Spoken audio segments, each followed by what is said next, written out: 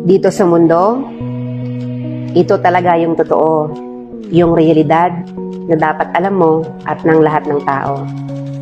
Naparito kang hubad, aalis kang nakahubad. Dumating kang nangihina, lilisan kang mahina.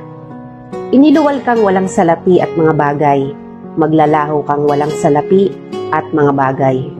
Ang una mong paligo, may naghugas sa iyo. Ang huli mong paligo, may maghuhugas sa iyo. Ito ang buhay, kaya bakit labis ang mali siya, ang inggit, ang pagkamuhi, ang galit at pagkamakasarili. Maging mabait sa lahat at gumawa ng kabutihan. May hangganan ng oras natin sa mundo. Huwag sayangin sa walang kabuluhang bagay. Manalangin at higit sa lahat, huwag na huwag nating sasambahin ng pera.